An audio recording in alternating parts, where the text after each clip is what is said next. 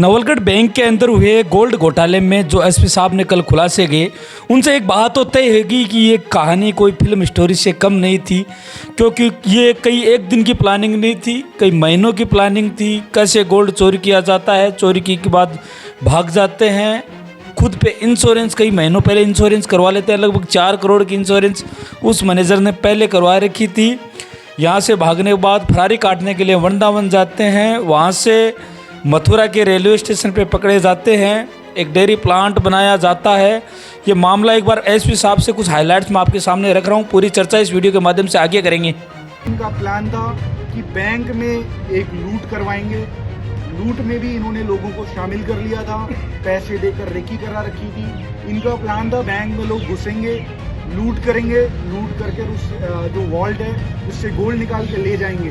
और ये लूट में पहले ही इन्होंने जो गोल्ड था वो पार कर लिया था, और उस लूट में उस गोल्ड को दिखाएंगे कि ये गोल्ड बैंक के सिस्टम से बाहर हो गया। ये टीम जब इसको उठाती है रेलवे स्टेशन के पास से, ये पहले वृंदावन आश्रम गया हुआ था फरारी काटने के दौरान, जब हमारी टीम इसको उठाती है तो ये बड़ा घबराया हुआ था और हमारी टीम को बताता ही है कि हम बस सुसाइड करने वाले थे। तो हमारी टीम ने इसको इसके ऊपर 4 करोड़ का लाइफ इंश्योरेंस भी करा रखा था इसने पिछले साल। तो इसका प्लान था अगर वर्स्ट केस में मैं सुसाइड कर लूँगा और वो पैसे मेरे खाते में आ जाएंगे, परिजनों के खाते में आ जाएंगे। इसकी जितनी भी प्रॉपर्टी है, कई अवैध प्रॉपर्टियां भी इसने बना रखी हैं। सीकर में, जयपुर में, बूढ़ा के पास भी इसने कई खरीद रखे हैं, डेयरी प्लांट भी बना रखे हैं। बट इस पूरे जो मास्टरमाइंड है उसके साथ जो है वो बैंक का एक करस्पॉन्डेंट जो प्राइवेट एम्प्लॉय होता है वो भी इसके साथ इन्वॉल्व था, संतोष सैनी। उसको भी पूरी प्लानिंग बन गई थी, डकैती कैसे डालनी है, कैसे डीवीआर नष्ट करना है बैंक का, कैसे एविडेंस टैंपर करने हैं, और कैसे फिर पुलिस और बैंक को ये बताना है कि ये तो एक लूट हो गया, डकैती हो गई और ये सिस्टम से गोल्ड बाहर हो जाएगा। उससे फिर ये अपने पूरे क्राइम का पर्दा वो पटाक्षेप करते उसको।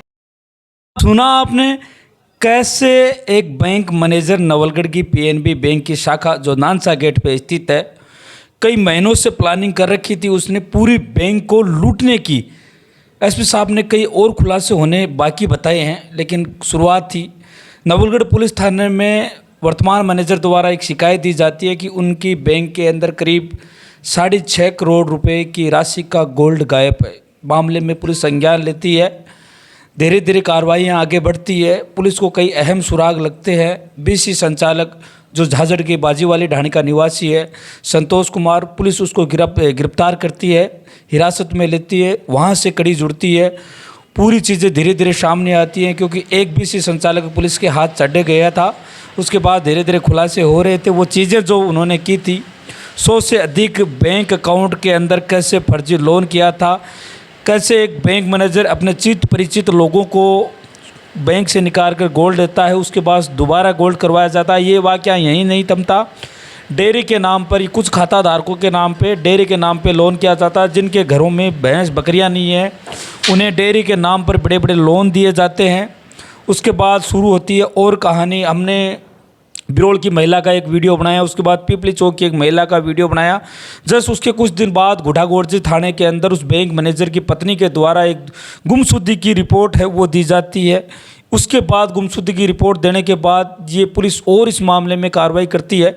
धीरे धीरे कुछ संदिग्ध लोगों को गिरफ्तार है वो करती रहती है, लेकिन हमारे सामने कुछ और भी चीज़ें धीरे धीरे आ रही थी। लोग कैसे हमें बता रहे थे, कुछ खाताधारक हमें बता रहे थे कि उनके साथ फ्रॉड हुआ है, गोल्ड के बदले उन्हें पैसे बहुत कम मात्रा में दिए गए। कुछ लोगों को ये भी नहीं पता था कि उनके अकाउंट पे लोन चल रहे हैं।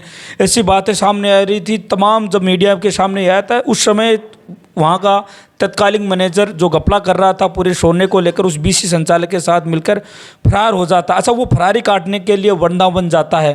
पुलिस नज़रें बनाई हुई थी, क्योंकि पुलिस को कुछ अहम सुराग पहले ही हाथ लग चुके थे। वृंदावन पुलिस जाती है, पुलिस की अलग अलग टीमें गठित की गई। दूसरी ओर नवलगढ़ के अंदर ब्रांच के अंदर एजीएम जो बैंक के अधिकारी होते हैं वो लंबे समय से यहाँ डेरा डाले हुए थे। वो बता रहे थे कि आखिरकार वास्तव में कितने रुपए का ये घोटाला हुआ था, वो आकलन ही कर ही रहे थे, ताकि नवलगढ़ पुलिस, जोनों पुलिस की जो टीमें होती हैं, डीएसटी की जो टीमें होती हैं, वो मथुरा में उस मैनेजर को गिरफ्तार कर लेती है।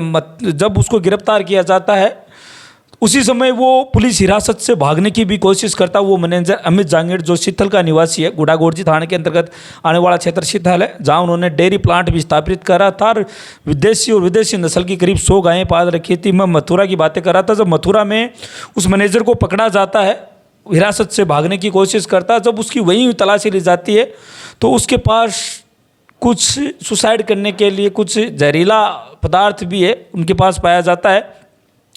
पुलिस जब वहाँ से नवलगढ़ उनको लेके आती है, मैनेजर को, विशेष संचालक को, क्योंकि पहले से पुलिस की हिरासत में था, तब एसपी साहब यहाँ पहुँचे थे। कल प्रेस वार्ता के दौरान उन्होंने बहुत बड़े खुलासे किए। उन्होंने खुलासा, सबसे बड़ा खुलासा ये किया था, उनकी योजनाएं केवल गोल्ड पार करना नहीं थी, उनकी योजना थी पूरी बैंक को लूटने की योजना थी। इसके लिए उस मैनेजर ने क्या किया कि यूपी के कुछ बदमाश हैं, उनको कुछ राशि दी थी। राशि भी कोई छोटी मोटी राशि नहीं थी, बल्कि लाखों रुपए राशि दी गई थी उस बैंक को लूटने के लिए। अच्छा, बैंक को लूटने के लिए साथ ही वो 2 अंजामों को एक साथ देना चाहता था कि उसको बैंक को भी लूट लिया जाए। उसने जो काले कारनामे किए हैं, चाहे गोल्ड के किए हैं या चाहे लोन के किए हैं, वो काले कारनामे उस लूट के बाद जो डीवीआर को नष्ट करने की योजनाएं बनाई गई थी, मतलब कैमरे की एक हार्ड डिस्क होती है जिसमें कैमरे के फुटेज, कई महीनों के फुटेज होते हैं, कई महीनों की जो वीडियोग्राफी होती है उस डीवीआर के अंदर सेव होती है। उस डीवीआर को भी उस लूट के बाद उस डीवीआर को चोरी करने का, उस डीवीआर को नष्ट करने का प्लान ये था। इसके लिए उन्होंने बड़ी राशि दी। इसके लिए इसने क्या किया कि मैनेजर यूपी के कुछ बदमाशों को संपर्क में लेता है, कुछ राशि भी उनको देता है, और यहाँ तक कि उसने नवलगढ़ बुलाकर उन बदमाशों को उस वो पीएनबी बैंक की शाखा जो नानसा गेट पे स्थित शाखा है उसकी कई बार रेकी भी करवा चुका था। यानी कि उसका पूरा मसला था कि पूरी जो नानसा गेट पे स्थित पीएनबी बैंक की शाखा है उसको पूर्ण रूप से साफ किया जाए। इसने कहीं एक की मदद नहीं है, विशेष संचालक की उसने मदद ली, कई परिवार के अपने लोगों की मदद ली। जब ये प्लानिंग कर रहे थे तो इन्होंने रेकी वगैरह करवाई थी। तो इनका मार्ग था कि अपने फरवरी लास्ट या मार्च तक इस पूरी बैंक के अंदर एक डकैती की घटना को अंजाम देना था इनका, ताकि उस घटना के अंदर गोल्ड भी चोरी हो जाए और जो चीज़ें इनके काले कारनामे थे वो भी छुप जाए, ताकि वो डीवीआर जो कैमरे के फुटेज थे वो नष्ट किए जाए। ऐसी योजना इन्होंने बना रखी थी। इसके साथ पुलिस ने खुलासा और किया कि एक महिला मित्र जो इस बैंक मैनेजर की बताई जा रही है, उसको ये गोल्ड जो बैंक में चोरी करता है, कुछ मात्रा में जो गोल्ड चोरी किया जाता है, वो बैंक मैनेजर इस अपनी महिला मित्र को लाकर देता है और उस पर दोबारा गोल्ड लोन है वो करवाया जाता है। और कुछ इसके साथ इसने क्या किया कि अपने रिश्तेदारों को केवल नकली गोल्ड के बदले बैंक से जो राशि थी वो असली रूप में उनको दी जाती है। यानी नकली गोल्ड रखकर बैंक मैनेजर नकली गोल्ड रखकर अपने रिश्तेदारों, अपने परिवार, अपने परिचित लोगों के गोल्ड लोन करता है, और जो ओरिजिनल गोल्ड रखा था उसको भी निकाल कर अपने चिन्ह परिचित लोगों को देकर कई अन्य बैंक शाखाओं में लोन करवा रहा था। पुलिस ने अपने इस मामले में कल प्रेस वार्ता कर रहे थे, कोई खुलासे और किए थे एसपी साहब ने। लेकिन कहीं ना कहीं एक मामले में बड़ी चूक ये देखी जाती है, क्योंकि बैंक पे समय समय पर ऑडिट आती रहती है। ऑडिट वो चीज़ होती है जो बैंक के अंदर लेन देन को देखती है, क्या जो चीज़ें रखी हुई हैं बैंक के अंदर, लॉकर रखे हुए हैं वो लॉकर सेफ हैं, जो जिन्होंने गोल्ड लोन लिया है वो गोल्ड लोन सुरक्षित है, जितनी मात्रा में लोगों ने वहाँ सोना रखा है वो सुरक्षित है। ये ऑडिट के दायरे में सब चीज़ें आती है। लेकिन कहीं ना कहीं बैंक की भी इस मामले में बड़ी चूक मानी जाती है, क्योंकि समय समय पर ऑडिट आई। ये खेल लंबा चल रहा था मैनेजर का, कई समय से चल रहा था, कहीं भी सामने पकड़ा नहीं गया। क्या ऑडिट में कुछ कमियां रह गई थी? ये मामला भी बना हुआ है। पुलिस ने कहा कि कहीं एक व्यक्ति का काम नहीं था, और भी उसमें मामले में अभी कुछ संदिग्धों को पुलिस नज़र बनाए हुए है। समय पड़ने पर उनको भी लिया जाता है। लेकिन कब हमने जब लोगों से चर्चा की, जब हमारे सामने मीडिया के सामने कुछ लोग आए, पुलिस उनसे भी पूछताछ करी है, क्योंकि एविडेंस के रूप में उन्हें पुलिस पेश कालों कारनामे से, चाहे बीसी संचालक की बात करें चाहे मैनेजर बात करें, इन कालों कारनामे से जो गोल्ड के रूप में हेराफेरी की गई, जो फर्जी लोन की गई, जो डेयरी के नाम पे फर्जी लोन किए गए, इनसे जो हेराफेरी में जो रुपये आए उन्होंने ISC के रूप में उड़ाए। कहीं ना कहीं उन्होंने संपत्ति बनाने की, ये मैनेजर क्या करता है, जो शीतल के अंदर गुडागोड़जी क्षेत्र के अंदर आने वाला शीतल क्षेत्र है, वहाँ कुछ ज़मीन खरीदता है, लगभग 30 बीघा से अधिक ज़मीन खरीदता है। वहाँ देशी और विदेशी नस्ल की गायें लेकर आता है और डेयरी के रूप में उसको स्थापित कर रहा है। उसके पास एक बुलेट मोटरसाइकिल है और 2 बताए जा रहे हैं, 2 लग्जरी गाड़ियाँ भी उसके पास बताई जा रही है, जिन्होंने इस कमाई से उनको कहीं ना कहीं ऑपरेट किया, अवैध संपत्तियाँ बनाई। ये बीसी संचालक की बात करें तो महज एक बीसी संचालक की राशि कितनी होती है अगर सैलरी के रूप में देखो, 4-5 हज़ार रुपये महीने के लास्ट बीसी संचालक, एक 10 हज़ार रुपये की कुछ मिनिमम राशि होती है जो बीसी संचालक को मिलती है। लेकिन कैसे करोड़ों का व्यापार इन्होंने खड़ा किया। लोगों ने मैं जानकारी में बताया कि ये बीसी संचालक 1-2 साल में अचानक इतना पैसे वाला कैसे हो गया, तो उसके पीछे रीज़न था जो बैंक के अंदर सब कुछ घोटाला चल रहा था, वो सबसे बड़ा रीज़न था। इसने क्या किया कि बिरोड रोड, नवलगढ़ की बिरोड रोड है, उस पर भी अभी इनका एक निर्माण कार्य था, एक लग्जरी बिल्डिंग ये वहाँ बना रहा था। उसके साथ ये मैनेजर है, मैनेजर भी इस अवैध रूप से कमाई गई संपत्ति के अंदर, सीकर के अंदर अवैध रूप से बिल्डिंग, अवैध रूप से तो नहीं कहते, लेकिन जो कमाया गया जो राशि है उसे बिल्डिंग बना रहे थे लग्जरी लाइफ जीने के लिए। विशेष संचालक से भी पूछताछ जारी है। उसके बाद भी बता रहे हैं कि लगभग 2 गाड़ियां हैं, कैसे अचानक अलग संपत्तियां आती हैं, कुछ विशेष संचालकों को महत्व कितनी कमाई होती है ये भी आप लोग जानते हैं। अवैध रूप से राशि कमाई थी, कहीं इन्होंने एक जगह खर्च नहीं की, अलग अलग जगह ज़मीनों में इन्वेस्ट किए। ये मैनेजर की शुरुआत कहाँ से होती है? बैंकिंग सेक्टर में ये कहीं ना कहीं एक बार 2-2.5 करोड़ रुपए का घाटा खा चुका था ये मैनेजर, वहाँ से इसका दिमाग कहीं ना कहीं अलग चला। उसके बाद इसने ये योजना पूरी बनाई थी।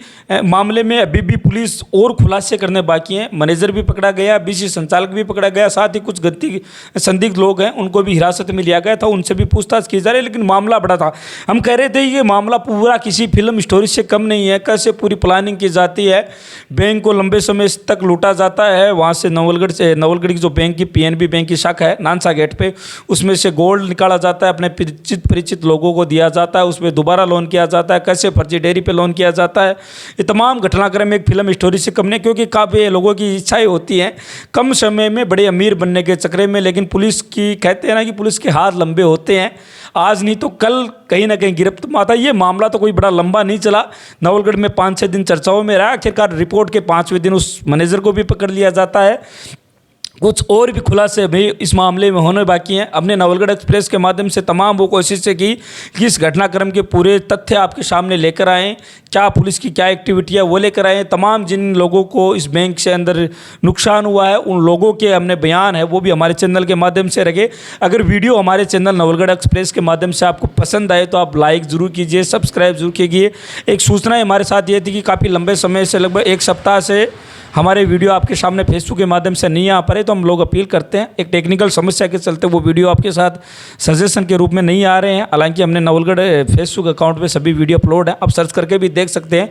अगर आपके पास ये वीडियो नहीं पहुंच पा रहे हैं तो आप हमारे यूट्यूब चैनल नवलगढ़ एक्सप्रेस आप सर्च कीजिए, वहाँ तमाम इस घटना से जुड़े हुए वीडियो आपको मिल जाएंगे। आप देख रहे थे नवलगढ़ एक्सप्रेस के फेसबुक और यूट्यूब चैनल के माध्यम से।